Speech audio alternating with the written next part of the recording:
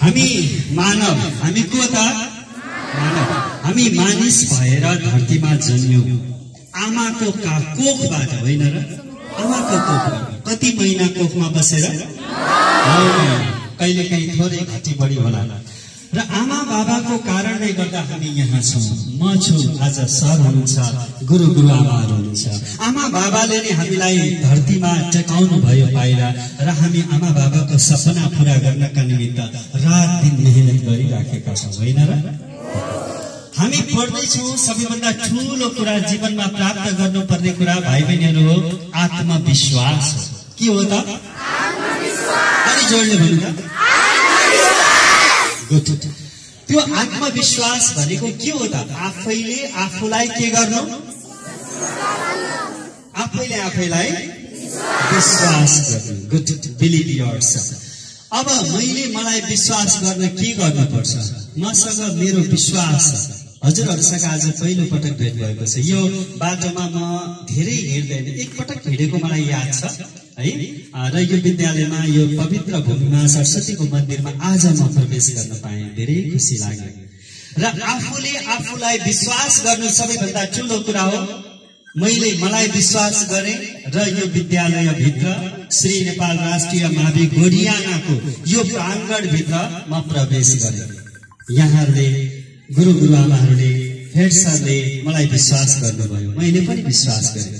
तपाईहरूसँगको पहिलो भेटघाट हो यो, होइन र? मलाई कसैले चिन्नु भएको छ? योभन्दा अगाडि देख्नु भएको छ? कहीँ देख्नु भएको छ? ए भाइ, मलाई देखेछौ योभन्दा अगाडि कहीँ रेडियोमा सुन्या छौ? रेडियोमा त सुन्या होला, त्यही मान्छे हो यो बुढो मान्छे बोल्ने छ। र आज पहिलो पटक तपाईहरूसँग बोलिरहँदा मेरो हात डरले थरथर थरथर कापिरहेछ हो। हात कापिरहेछ हो औलाहरू? खुट्टा थरथर थरथर थर कापिरहेछ हो। के कारणले गर्दा नकामेको होला? कसलाई विश्वास गरेको? आफूलाई। त्यसैले आफूले आफूलाई विश्वास गर्नु पर्दो रहेछ जीवनमा। कसलाई विश्वास गर्ने? गर्न तयार हुनुहुन्छ? भन्नु पर्यो। तयार हुनुहुन्छ? तयार हुनुहुन्छ? मुखले भन्नुभयो कि मनले? ओके। अब आफूलाई विश्वास गर्नको लागि सबभन्दा ठुलो कुरा, कहिले पनि हामीले गल्ती गर्नु, तर गर्नुहोस्, सकेको गल्ती गर्नुहोस्, जति मन लाग्छ गल्ती गर्नुहोस्। आज गर्नुहोस्, भोलि पनि गर्नुहोस्, पर्सि पनि गर्नुहोस्। गल्ती गरेको गर्नुहोस्। गल्ती के भन्छ यो मास्टरले? गल्ती गर्नुहुन्छ यार, गल्ती गर्नुहोस्, तर गल्ती गर्नुहोस्, एउटै गल्ती दुई पटक नगर्नुहोस्।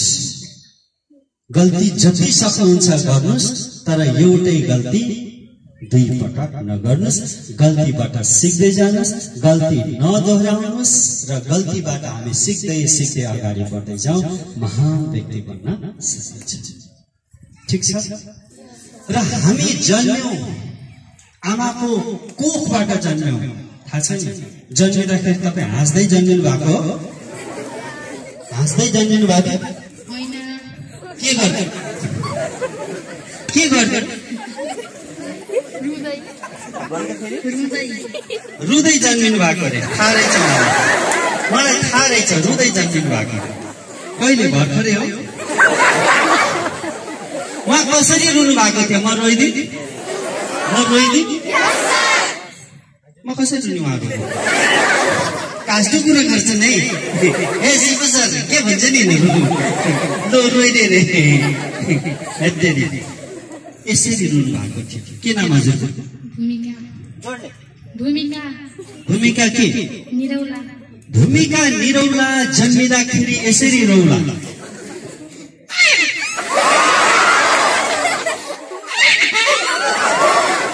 के छैन नि है?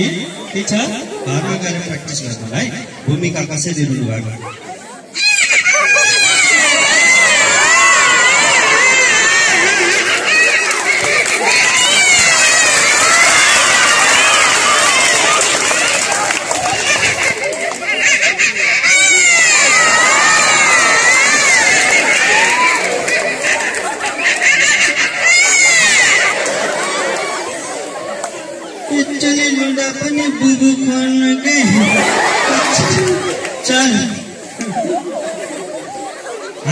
जन्मिँदा रुँदै जन्मेको हो, हाँस्दै कोही जन्मेको छैन। त्यसैले रुनुको अर्थ, बाबु मलाई ध्यान दिनु, यता हेर ल, यता है, यता हेर।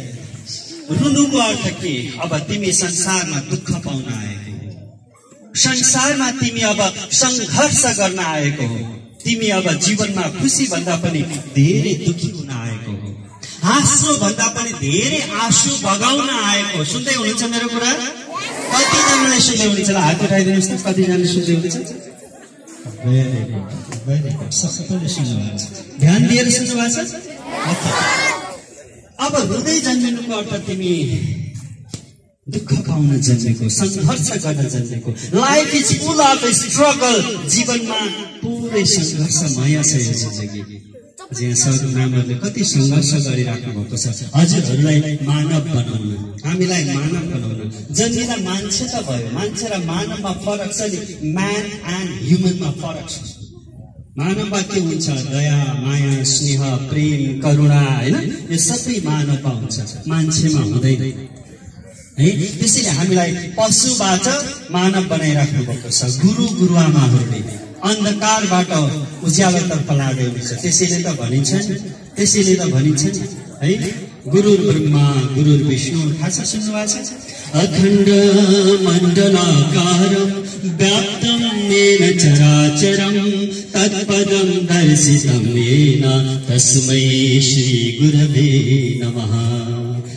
गुरुर्ब्रह्मा गुरुर्विष्णु गुरुर्देवो महेश्वर गुरुर्साक्षात् परं ब्रह्म तस्मै श्री गुरवे नमः।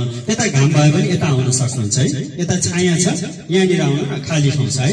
त्यहाँ पछाडि घाममा बस्नु भएको छ भने यतातिर आइदिनुहोस् न। यसरी गुरुआमाहरूले हामीलाई मान्छेबाट मानव बनाउँदै हुनुहुन्छ। यसको लागि गुरुआमाहरूको लागि एकपल्ट जोरदार तालीबाट त्यसै गरी हाम्रो बाबाआमा जसले हामीले आफूले खाइ नखाइ पनि मेहनत गरिराख्नु भएको छ हामीलाई मानिस बनाउन, बाबाआमाको लागि छिटो बसिहाल्नु, बस्नुहोस् ल। बाबाआमाको लागि एकपटक सबैजनाले यही बसेर छातीमा हात राख्नुहोस् त, सबैजनाले बाबाआमाको लागि छातीमा हात राखेर यता मलाई हेर्नुहोस्, मलाई एकपटक श्रद्धापूर्वक शिर निहुराउनुहोस्। बाबाआमालाई नमन गर्नुहोस्। मलाई यति सुन्दर शरीर, यति सुन्दर जीवन प्रदान गर्नुभयो। साँच्चै म अब मानिस बन्छु, साँच्चीकै विद्यार्थी बन्छु, साँच्चीकै ज्ञानी बन्छु, साँच्चीकै हजुरको सपना पूरा गर्नका लागि म सङ्घर्ष गर्छु। जीवनमा कहिले पनि म गल्ती गर्दैन, गल्ती गरिहाले भने पनि त्यो गल्ती कहिल्यै दोहोऱ्याउने छैन। म असल मान्छे बन्नेछु, म साँच्चीकै यो समाजको उदाहरणीय व्यक्ति बन्नेछु। हे मेरो बाबा, हे मेरो आमा, यो मेरो प्रतिबद्धता भयो। हे गुरुआमा, हामी हजुरहरूलाई कहिल्यै दुःख दिने छैनौँ, कहिल्यै सताउने छैनौँ, विद्यालयमा कहिल्यै झगडा गर्ने छैनौँ, कहिल्यै साथीहरूसँग हामी झगडा गर्ने छैनौँ, कहिले पनि हामी झगडा गरेर अफिसमा जाने छैनौँ। हामीलाई सदैव आशीर्वाद दिनुहोस्। हे गुरुआमा, हजुरहरूप्रति सशक्त नमन छ। थ्याङ्क यू, धन्यवाद। अब हामी जन्मेपछि सँगसँगै हामीले हाम्रो मृत्यु पनि लिएर आएका छौँ, हो कि होइन? के सधैँभरि हामी बाँचिरहने हो? सधैँभरि हामी बाँचिरहन्छौँ र कोही पनि बाँच्दैन। यो बोट वृक्षको पनि आयु छ, एक दिन यो सबै पातहरू झर्छ, यो बोट पनि सुक्छ। हामी त मान्छे है, कसैको आयु हामी जन्मिँदै हाम्रो मृत्यु साथमा लिएर आएका छौँ। त्यसैले भाइ बहिनीहरू हो, त्यसैले हाम्रा छोराछोरी हो, सुन्नुहोस्, हाम्रो मृत्यु निश्चित छ। ध्यान दिएर सुन्नुहोस्। जसले म मर्छु भन्ने थाहा छ नि, त्यो मान्छे साह्रै ज्ञानी हुन्छ बाबु नानीहरू। म भोलि मर्नुपर्छ, यो संसार त्याग्नुपर्छ, यो सुन्दर संसार म छोडेर जाने हो भन्ने कुरा जसलाई ज्ञान हुन्छ नि, त्यो मान्छे भगवान हुन्छ, त्यो मान्छे विद्वान हुन्छ। बाबु ध्यान दिनु, पछि हाँस, अहिले मलाई हेर ल, अहिले हँसाउँछु है। त्यो मान्छे विद्वान हुन्छ, ज्ञानी हुन्छ। किन? भगवान गौतम बुद्धले 4 आर्य सत्य बोध गयामा तपस्या गर्नुभयो। उरुवेलको जंगलमा धेरै वर्ष तपस्या गरेपछि उहाँलाई बुद्धत्व प्राप्त भएर बोध गया जानुभयो। 4 आर्य सत्य र अष्टाङ्गिक मार्ग पत्ता लगाउनु भयो र भगवान बुद्ध बन्नुभयो। के पनि छैन, 4वटा कुरा पत्ता लगाउनु भएको भगवान गौतम बुद्धले। संसार दुःखले भरिएको छ होइन र? दुःखको कारण छ, बिना कारण हामी दुखित हुँदैनौँ र त्यो दुःख निवारण गर्न सकिन्छ। दुःख निवारण गर्ने उपाय छ चारवटा। सुन्नुहोस्, 4 आर्य सत्य। त्यसैले भाइ बहिनीहरू मैले भन्दैछु कि हामी जन्मेपछि एक दिन अवश्य जोडले नट्राइकन भन्छु, भोलि मर्छौँ भन्ने कुरा मजाले भन्नुपर्छ है। हामी जन्मेपछि एक दिन अवश्य यो धरती छोड्नुपर्छ। तर के हामी मर्नको लागि जन्मे हो? हामी मर्नको लागि जन्मेको होइन, केही जोडले है, जोडले केही। अनि हाम्रो सालमाको नाक ठुलो हुन्छ, केही गर्नको लागि हामी जन्मे, ठिक छ। तर यस्तो काम गरौँ जुन कामबाट हामी मरेर पनि अमर हुन सक्छौँ। यो भोट जसले लगाउनु भयो उहाँ अमर हुनुहुन्छ। यो विद्यालय जसले बनाउनु भयो, मैले फोटो हेरेँ अफिसमा फोटो हेरेको छु मैले है, तस्बिर हेरेको छु। ग्यावाली परिवार उहाँहरू सधैँ अमर हुनुहुन्छ है। जसले राम्रो काम गर्छ, असल काम गर्छ, ऊ सधैँ अमर हुन्छ। त्यस्तै अमर व्यक्तित्वको एउटा केही कुरा सुनाउँछु।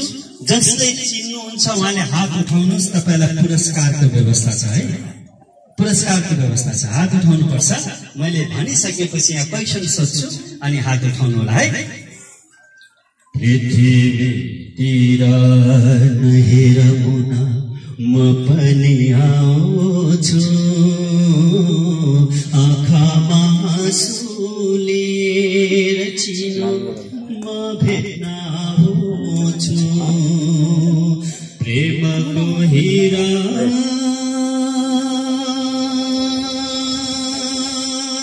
छुटेको तला मैले आउँछु। कसरी खायो आगोले दिदी कमलको शरीर, कसरी खायो निठुरी भई कमलको शरीर। म कहाँ पाऊँ ती बुनालाई छातीमा लगाऊ, खरानी तिनको मलाई देउन छातीमा लगाऊ। हे मेरी आमा, हे मेरी मुना, म यहाँ बस्दिन, म यहाँ बस्दिन आमा, म यहाँ बस्दिन, म यहाँ बस्दिन मुना, म यहाँ बस्दिन। अब क्वेसन के छ भने यो कतै कतै सुन्नु भएको छ होला हजुरहरूले हो? यो केबाट मैले यो गीत सुनाएँ हजुरहरूलाई? हात उठाएर, पहिला हात उठाएर। केबाट मैले नबुझी हात उठाउनु भएको? यता कसले उठेर भन्नुपर्छ। खोल्नु न, मुना मदन बुकबाट। मुना मदनबाट है। अब कस्तो राम्रो सर माइक समात्नु त हजुर, बोल्दै गर्नु।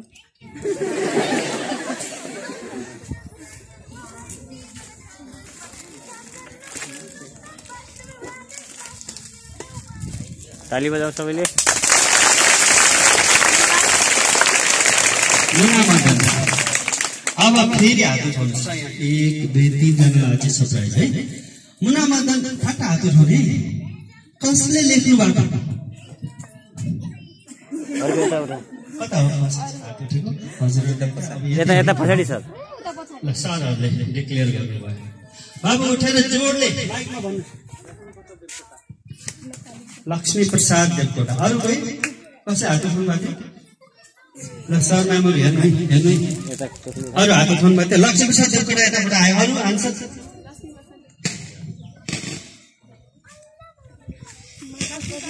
लक्ष्मी प्रसाद देवकोटा नै आयो। अरू उठिराख्नुहोस् ल।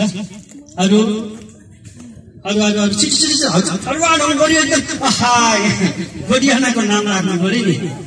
लक्ष्मी प्रसाद, लक्ष्मी प्रसाद। ल ल ल भन। अरूले उठाइदिनु पर्ने हो? म पनि आउँ? उठ उठ। के भन्नु? लक्ष्मी प्रसाद अरू अरू अरू आन्सर आउँछ कि यता उठा लक्ष्मी प्रसाद देवकोटा भेरी गुड तर अझै आन्सर म खोजिरहेको छु कतै यो देशमा म एउटा उत्तर खोजिरहेछु ल महाकवि ल न छिटो छिटो छिटो मैले आन्सर के हो नानी महाकवि के रे महाकवि लक्ष्मी देवकोटा महाकवि लक्ष्मी प्रसाद देवकोटा महाकवि लक्ष्मी प्रसाद देवकोटा भनेर आयो है ओके उठेर भेरी गुड एक्सलेन्ट आन्सर जोडा लक्ष्मी प्रसाद देवकोटा त यहाँ चोकमा पनि हुनुहुन्छ हाम्रो गाउँमा पनि हुनुहुन्छ मेरो उहाँ पढेर कालमा हुनुहुन्छ फुलेरीमा पनि एकजना लक्ष्मी प्रसाद देवकोटा सर हुनुहुन्छ ओके है बाबु को लक्ष्मी प्रसाद देवकोटा त भएन नि को महाकवि लक्ष्मी प्रसाद देवकोटा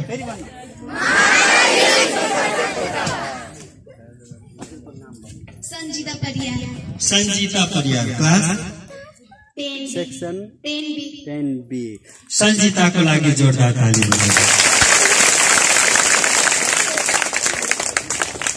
धेरै धेरै धन्यवाद त्यसैले हामीले के कुरा भन्दा आन्सर भन्दाखेरि है विचार गरेर भन्नुपर्छ ल अझै एउटा क्वेसन सोधौँ यस्तै कहाँ सीतारामका चरण तलमा शिर परिधरी अयोध्येलाई जान्छु भनिकन ठुलो भन्छु बगरी भरत बिन्ती गर्छ किन रघुपति आज वनमा हजुरले आयाको मकना पिता हुन्छ मनमा ल कसले लेख्नु भयो ल यो शर्मा पनि हेर्नु नै हात उठाएको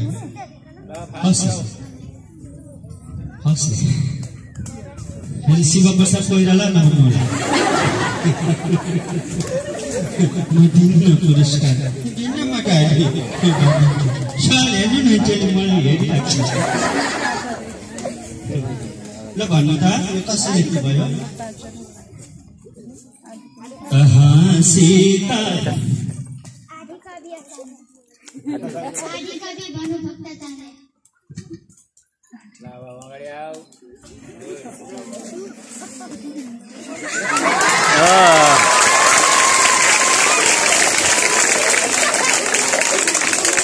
म भन्दा ठुलो हुनुभयो के उहाँ सबैभन्दा ठुलो हामीभन्दा ठुलो है के नाम सलिना थारू सलिना थारू कति क्लास कक्षा 6 सेक्सन छैन रोल नम्बर 69 सलिनाको लागि जोरदार ताली बजाइदिनु सलिनाले कुनै गीत गाउन आउँछ आउँदैन भानुभक्त आचार्य भन्नु मात्रै आयो भानुभक्तलाई किन आदि कवि भनेको आदि कवि किन भनेको उहाँको आत्मा मात्रै शरीर थियो त्यही भएर हो आदि कवि भनेको नेपालको सबैभन्दा पुरानो कवि होइन पहिलो कवि है भानुभक्तले वाल्मीकि रामायणलाई संस्कृतको रामायणलाई नेपालीमा लेख्नु अनुवाद गर्नुभएको है र भाषाको माध्यमबाट पृथ्वीनारायण शाहले भौगोलिक एकीकरण गर्नुभयो नेपाललाई होइन आदिकवि भानुभक्त आचार्यले भाषिक एकीकरण गर्नुभयो भाषाको माध्यमबाट नेपालीलाई एउटै सूत्रमा बाँध्नुभयो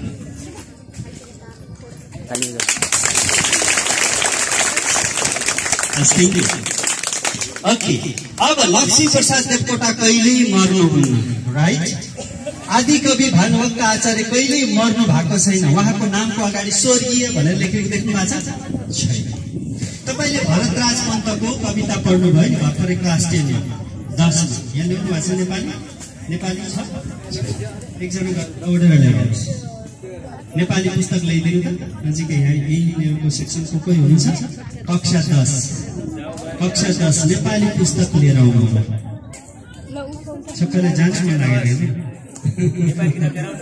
जाने मन लागेको कक्षा 10 को जाने